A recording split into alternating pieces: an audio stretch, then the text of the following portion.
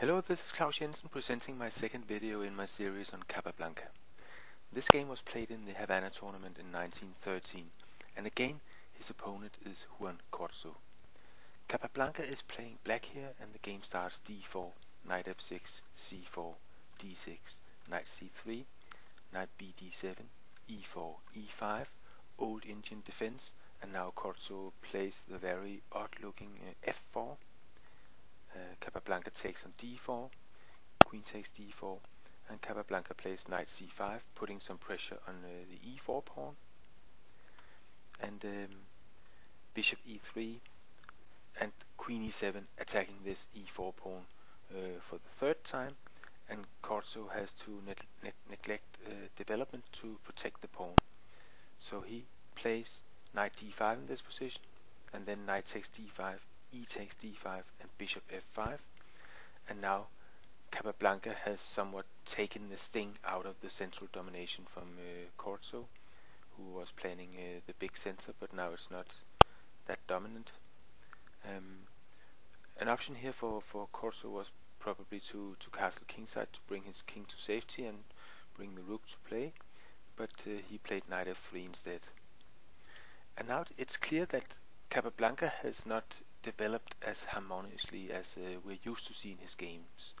His queen e7 looks a little awkward. It's blocking the bishop on f8 and making him vulnerable in the e-file. But he did succeed in stopping white's central domination. So now the question for Capablanca was how to develop my f8 bishop.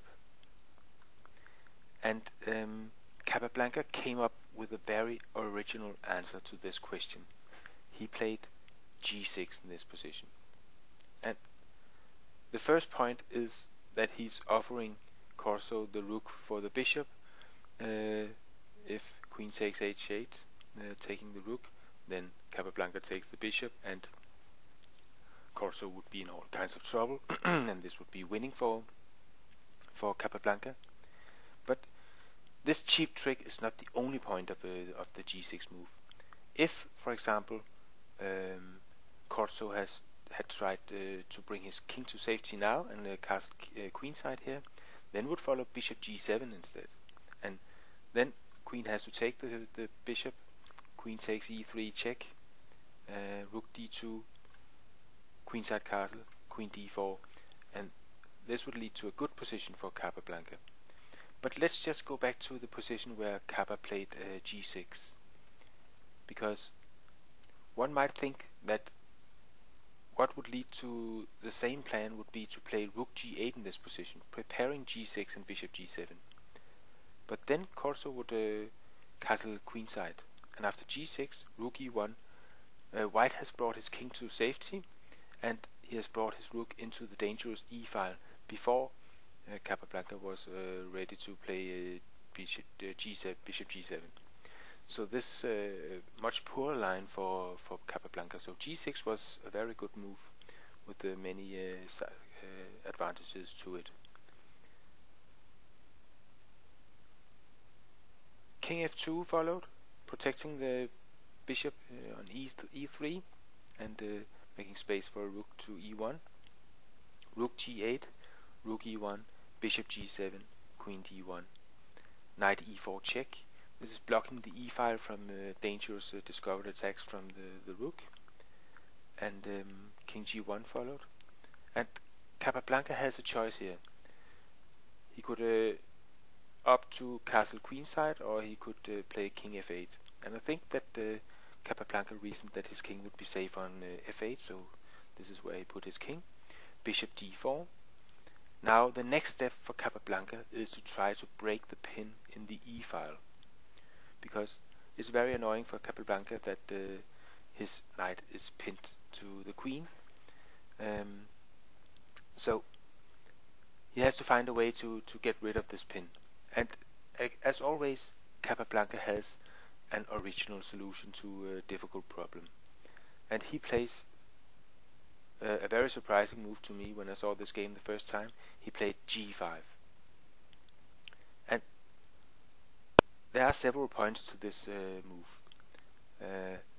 F takes g5, knight takes g5, apparently hanging the queen, but after rook takes e7, then simply knight h3 check, and g takes, and then bishop takes d4 checkmate. Very nice mating pattern. And if Corzo doesn't take the queen but takes on g7 instead, and then rook takes g7, now he can apparently take the queen once again, but then there's simple mate in 1, knight h3 checkmate. So he has to take the knight on g5, and then queen takes g5, and then Kappa has broken the pin in the e file. He has opened the g file and is having a very promising position here. So that was some of the points of this g5 move, and in the game Corzo saw all this and played bishop takes g7 check, rook takes g7, knight d4, bishop d7, at f5 because Corzo wants to keep the g file closed, otherwise his king would be vulnerable. Queen e5, queen d3. Now Corzo starts attacking this pinned knight. The pin is still in effect, and the knight is attacked 2 times, and Capablanca has to defend it with rook e8. And it's been a very interesting battle up until now. Both players have tried to play very aggressively, and Corzo continues his aggression with the very beautiful move knight e6 check. One of the points of the move is, of course, that it breaks the communication for the rook in the e file. So now the knight is only protected 1 time, and after f takes e6, f takes e6, it's clear that since this e file is now blocked and the knight is there for the taking for Corzo, then he would have restored material very soon and have this protected pass pawn on e6. And this would be very promising for Corzo. But Capablanca had other ideas in this position. He played the amazing rook takes e6. And after d takes and bishop c6, Capablanca is once again protecting the knight 2 times. And Corzo's pass pawn on e6 is no longer protected. So although Capablanca is down the exchange now, one just has to look at the white rook at h1 to realize that Capablanca has compensation. Queen f3 check followed, queen f4, and here if queen takes f4, then g takes, planning f3 would be very good for Capablanca. So queen e3 followed instead, king e7, b4, b6, b5, bishop b7, g3.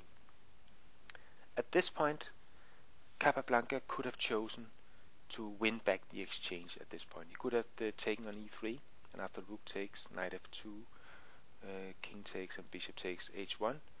But this would most likely lead to a draw, because a passive rook position for Capablanca, and this should be no problem for Corzo to reach a draw in this position, in this endgame.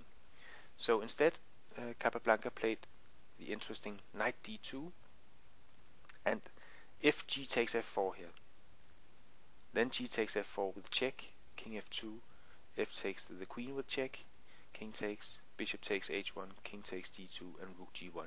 And this looks almost identical to the other endgame I showed you just before, but this time Capablanca's rook is very active, and this is a major difference between the 2 endgames, and this is clearly an advantage for Capablanca in this endgame. Another possibility, and probably best defense for Corzo, was to play bishop g2 here, and I think Capablanca would have known better than to take on e3 and then take on c4, and we would reach this endgame where the e6 pawn will be falling very soon, and therefore Capablanca would have 2 pawns for the exchange, and but he would also have these weak pawns on c7 and a7, so it would be a difficult endgame for Capablanca, I think. So bishop g2 was clearly a good option for Corzo, but he played queen c3, and then followed knight f3 check, king f2, queen f8, very nice move, keeps the threats in the f file, protects the g7 rook, c5, very strange move, but Corzo was losing anyway at this point.